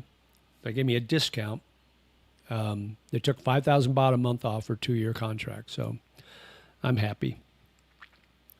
You ever see all those African lady prostitutes around Soi 7 and 8? How do they get visas to get in the country, come here to be hookers? I do see them. They come here they come here on a visa-free entry. They come here on the 60-day. They extend it 30, so they work 90 days. Then they leave, and then a few months later they'll come back and do it again. And you'll notice that it's not. I mean, if say theoretically, Listerine, that you decided to hook up with one of these freelancers, and you got their number and you wanted to keep in contact with them because you enjoyed her company and the price was right. And so like a few months later, you say, I think I'm going to find her number again. So you message her on WhatsApp or Line, and it's like, hey, remember me? Let's get together. Oh, I'm sorry, I'm back in Nigeria or wherever. Because she was on a temporary visa and she had to leave on a tourist visa. So that's how they get here, and that's why they do that work. Now, I did see the other day that they rounded up a bunch of them in Pattaya, and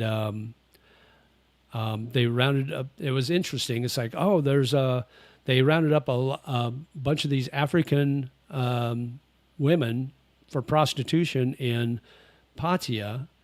But it's like, there were no Thai women rounded up. I wonder why that is. Well, I think the main reason was it wasn't the prostitution; it was the working illegally on a tourist visa that they were doing. That's why they did that. So, but an interesting scenario there. But yeah, I do see that a lot. You'll see that if you're on Soy Cowboy, you'll see them at the entrance of Soy Cowboy, but you won't see them in Soy Cowboy. It's interesting. So if you're walking on Sukhumvit 23, basically, and you'll see they're all standing there right at the entrance, and you'll also see them on Nana on Soy 4. They congregate along there too. A New World Beauty Pageant event took place in Bangkok yesterday. Oh, cool. Colombia won. Okay. Oh, yeah. Those Colombia women are beautiful. So, yeah. Now you've been in Thailand for a while. How is dating compared to Philippines? I will give you an overall aspect of personal and from everybody I've talked to with my friends and all that. I will give you that 3,000-mile bird's eye view, so to speak. It's easier in the Philippines, but it's getting easier in Thailand. The age gap dating in the Philippines is greater than it is in Thailand. So if you're an old coot and you want to date a young woman, Asian woman, Philippines is probably your number one place to go. Thailand, not so much. But I will say that it's getting a little easier. In fact, the dating gap is widening, so to speak. And this is what I found out in my research, that if you want a freelance or a pay-for-play, you can be any age you want to be and get any age you want. That's kind of like universal. If you want to date a high maintenance girl, if you want a high maintenance girlfriend, the one that expects you to go to, these rooftop bars and spend a lot of money on her, buy her Gucci bags or whatever, you can probably get a high maintenance girlfriend with a 25-year age gap. So you can be 50, then she can be 25. You can probably extend that. You can probably be 60 and date a 25-year-old. But you're paying for it, basically. High maintenance girlfriend. She'll be your girlfriend, but it'll be kind of transactional. If you want to date just high-end dating, like, oh, I want to date this girl, I'll take you out to a nice restaurant, but that's it. No girlfriend, boyfriend type thing. Nothing in return. You're just enjoying her company for the night. That's kind of a high end. I call that a high end date. You're looking at probably 15, maybe 20-year age gap there. So you can be 55 and they can be like 30 or 25, something like that. You can be 50 and they can be 25. So you can get that date. The older they get, it kind of becomes a little desperate for them. So maybe they're a single mom. They become a little more clingy. So the desperate woman, easily a 30-year age gap. You can date somebody, you can be 60 and they can be 30, and you can easily date in that age range. And they'll appreciate you. Then you get the sincere ones, the sincere woman. Those sincere women, they want a real relationship, but you're not going to be able to find a 25-year-old that's going to date you if you're 55. It's more of maybe a 20-year or less relationship. So you can probably be 55 and date somebody that's 35 or 40. So there you go. There's my research, andLl do a video on that actually. So stand by for that. That's coming up probably a while down the road. But yeah, that's kind of from everything I've seen or people I've talked to, that's kind of where we're at. Soul OD. Oh, some of them beauties too. Okay. Some of them beauties. Oh, yeah, absolutely. The African women? Oh, yeah. Just ask Geo. I wonder how much the sex industry adds to the Thai economy. Must be significant, or they would have gotten rid of it. Well, there was a group of Thai adult workers that were, I don't know, protesting or asking the government to help regulate things. They want to decriminalize adult entertainment like that. So that might be down the road a little bit. So they may be talking about that a little more seriously down the road. These women are risky, not my thing. Yeah, I would never do a freelancer because you don't know where they're coming from. You don't know where they've been. They don't have the requirement like they do in bars and massage parlors of getting the health checkups. And you know, if they rob you or do something, you'll never find them because you don't know, they don't have a job. You know, it's not like you can go to their job. That's why it's safer if you're going to do these things, guys. It's safer to bar find a girl because you know where they work. They're going to be legit, or go to a massage place that does the happy endings. Or, you know, you can do the new room massage where you get everything for like 3,500 baht or something like that. It's safer to do that because you know where they work, you know they're legit. They get checked regularly as far as medical, so you're a little safer in that respect. So that would be my advice. If you want to go that route, do that instead of the freelancers. Just trying again. Last post didn't pop up. What post didn't pop up?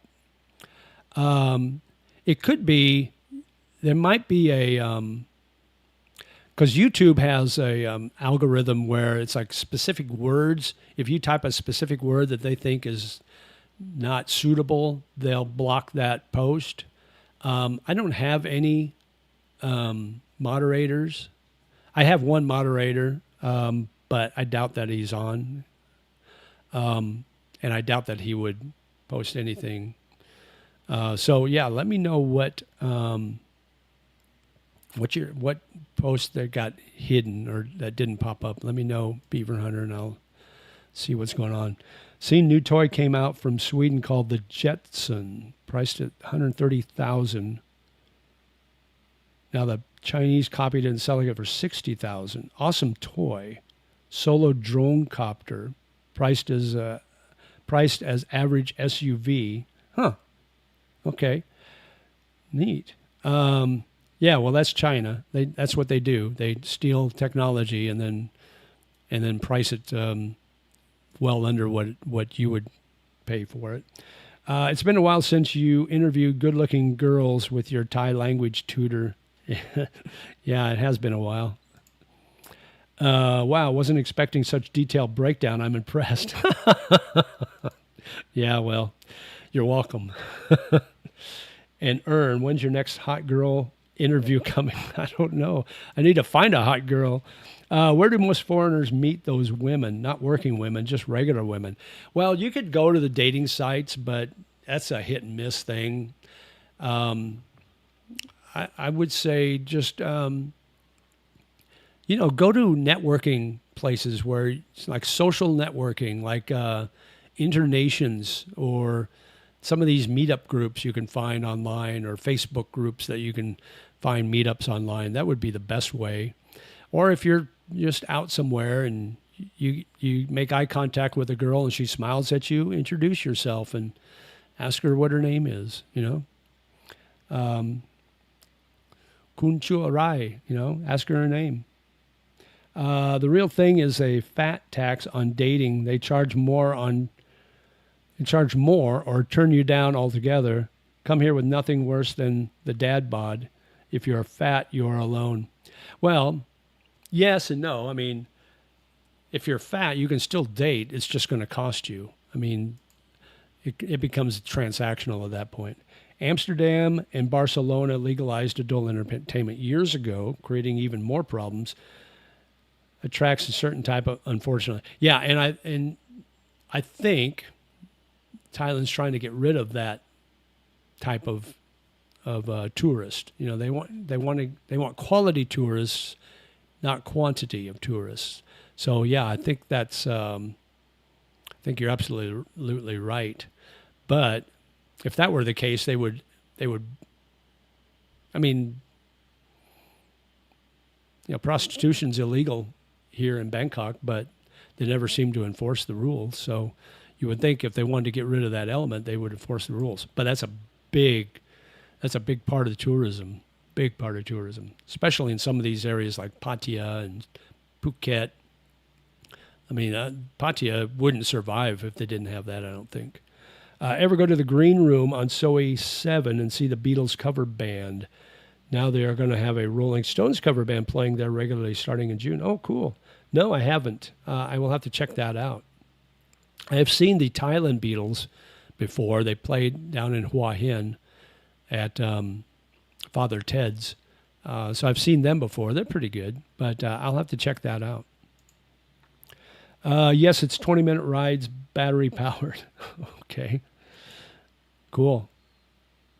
There is some temple in a mall in Bangkok that's famous where desperate women go and pray for a man.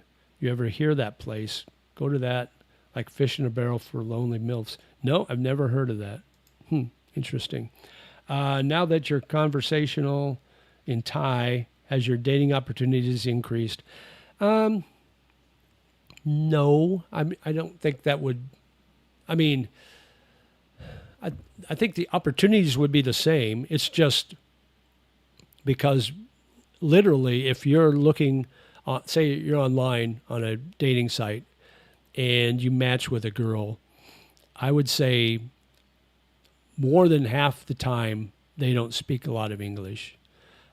So you have to make a decision. It's like, okay, do I meet with this girl and use my app, assuming you don't know any Thai, and is that going to be a deal stopper? Is that going to be something that's going to prevent you from meeting her in the first place? So I don't think the opportunities increase. It's just maybe the girls that you match with, you're more apt to meet the ones that don't speak English. You're more comfortable in doing that, because if you meet a girl and she doesn't speak English and you don't speak Thai, yeah, it's kind of novel, kind of cute that you do the apps when you first start talking, but that gets old really fast. So having any kind of a relationship that's going to go beyond the first 2 dates might be something that you're not going to be interested in because you have to do the app thing. But learning Thai and learning to speak a little conversational Thai, that helps in the, that might change your attitude toward meeting somebody that doesn't speak English, if that makes sense. Nobody smiles at me here in Chiang Mai, and I thought I was Brad Pitt. Brad Pitt. Bangkok Beatles. Oh, Bangkok Beatles. Oh, cool. I'm going to eat some lunch. Take care, everyone. You too, Kiki and Jasmine. Thanks for coming on board this morning. Appreciate you. Um, and have a good one. Enjoy your evening. You're making me hungry just bringing food up. See ya. You been to the Muay Thai fights yet at the stadiums? You think you might like to train in that just for the health? Good workouts, Muay Thai for all ages. So, yes, I have been to the fights before. It's fun to watch. It's something that I would definitely put on your bucket list if you haven't seen them before when you come to Thailand. There's two stadiums here in Bangkok. You can choose either one. They're both great. One's an older one, one's more modern. As far as taking Muay Thai, I thought about that at one point. My Thai language school has a Muay Thai school also right across the hall. And I've seen those people train in there. And I'm like, nope, nope, nope, nope, I'm not, nope, nope, nope, I'm not going to do it. First time I tried to swing around and kick a bag with my leg, I would probably snap my femur. Yeah, it's not for me. I'm too old for that, but it looks pretty cool. And if you're younger, or if your bones aren't too brittle, you might check it out. Yeah. Hi, it's 11:57 at night. Okay. Yeah, you are on the East Coast then, all right? Floyd, the ranking official. Most Thai girls don't speak any English, so there is a large pool of Farangs don't have access to due to large language barrier. Well, that's not necessarily true. Most of the girls that work in the touristy areas of Bangkok, they speak English pretty well. In fact, I don't have any problems talking to the Thai girls that work at the restaurants or the bars or even some of the malls. The farther out you get from the tourist areas, though, yeah, you will run into that problem. But another thing is you'll see a lot of girls from Myanmar that work here in Bangkok. So, and those girls speak some pretty good English. So, and they're beautiful too. So you can find some really beautiful Myanmar Burmese girls if you want. I believe that temple is Trimurti Shrine. It's a shrine or a temple at Central World where girls go to pray to find a soulmate. Huh, interesting. I might have to check that out. Not that I'm a stalker or anything. Also, don't think general medical insurance would cover Muay Thai injuries. I don't know for sure. Probably not. New tech glasses are paving the way for translation gaps between individuals. Yes, in fact, I got a email a few weeks ago from a company out of China, I think, that wanted to do a collaboration, and they were going to send me the glasses, and they looked pretty cool. But then I ran the email through Google Gemini, and it said, "Oh, it's a scam." So I didn't do a geo thing. But that would be cool to be able to do wear those and do the translations. It's pretty neat the way it works. Yes, North Catalina. Catalina? Okay. Is farang like a demeaning term for a white guy? No, it's not. Is it like gringo in Mexico? I don't know if gringo is demeaning in Mexico or not, but no, farang is not a demeaning term for a white guy. It's just the way they tell you apart from everybody else. It's just light skin, big nose, blue eyes, blonde hair, tall, and that's what they like. The apps are hit and miss. That being said, I met my lady on ThaiCupid. Oh, nice. Good for you. I spelled it wrong. What did you spell wrong? Oh, Catalina. Is it North Carolina? Is that what you meant? I don't know where the Catalinas are, but that's where the one percenters live, right? But are you in North Carolina or North Catalina?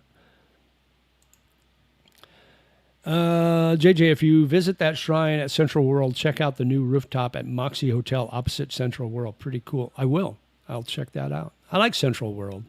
That's a neat area. That's that whole Siam area from Siam to Chitlom is a really neat area. Really high-end hook there that you walk by. It's crazy. Pretty wild. All right, guys, we just finished 2 hours. I messaged my friend earlier to see if he wanted to do lunch. And let me check to see if he responded. Hang on just a second. Oh yeah, so I'm going to do 1 o'clock lunch. So I'll go a few more minutes and then I'll call it good. And I'm meeting my friend at 1 o'clock. So anything else? What JJ does? JJ does what? JJ does Dallas. What? What are you talking about? Joke long. See you later, man. Enjoy lunch. Hey, thanks. You too. Enjoy your evening. See. Whoops. Hang on. Did you ever consider going Isan and date a farm girl? Going to Isan and date a farm girl? There's a lot of, if you go on your dating sites for Bangkok, you'll find a lot of Isan girls around here. There's a lot of Isan girls that live here because they come down here to work because they get better job opportunities, better pay. Don't trust AI too much. It gets a lot of things wrong. I run some things by it that were legit and it said it was a scam. Yeah. I look for, the main things I look for is the email address. So if the email address isn't from the company, it was like a Gmail, or what are some of the others? Some that are like just some random email thing address, then that's pretty much a scam. But I'll never open a link or a PDF file or anything like that unless I know for sure it's for real. Ray-Ban display, do it. Soon Apple will bring theirs out. Apple has their own chip, so in the future they'll be leading the way for translations. Yeah, I heard Ray-Ban is going to do it. That would be cool to have Ray-Ban translators. That would be really awesome. You passed right by me, Jeff. Oh, I hit yours and I saw there are others before, but I got you. Buddy. No problem. All right, guys. Let's see. Anything else before we call it good? I think I'm going to wrap things up shortly. It's been a fun 2 hours, though. You guys were great. I appreciate you all for sticking around, and make sure you hit that thumbs up, that like. And if you haven't subscribed, subscribe. I would appreciate that. It's always appreciated, the likes and subscribes. It helps the algorithm. Not so much during the live, but afterwards when this posts, the more likes and the more comments that I get on here, the more it shows to other people. So it gets my video out to other people. So I would appreciate that. Will you do a subs meet up sometime? Yeah, I'll probably do that. I'll probably do that maybe later this month, or sometime in June. Yeah, probably sometime in June. The problem is you just never know who's here, because it's so transient. My subscribers come and go. So yeah, I might do it later this month, later in June. Have a good lunch, JJ. Maybe catch you for a drink at O'Shea's or Laughing Tiger one of these days. Ciao. Yeah, absolutely. If you're here in town, look me up. There's my email address right there at the bottom of the screen. Email me. That's the best way to get a hold of me to start the conversation going. And then we can move it to WhatsApp or Line or something. But yeah, look me up, and I'm always open for a drink or lunch or dinner or something like that. Your voice is doing great for this length chat. Yeah, so far hanging in there, right? Yeah, I've been taking that medicine, so it's cleared up my sinuses a little bit. So, but yeah, I think I'm going to call it good, guys. Thank you so much for coming on board this morning or this evening, wherever you're watching. I do appreciate you. Make sure you hit that like button before you leave. Subscribe if you haven't. And as always, live life, my friend. Sabay, sabay. We'll talk to you next week. Okay, bye-bye.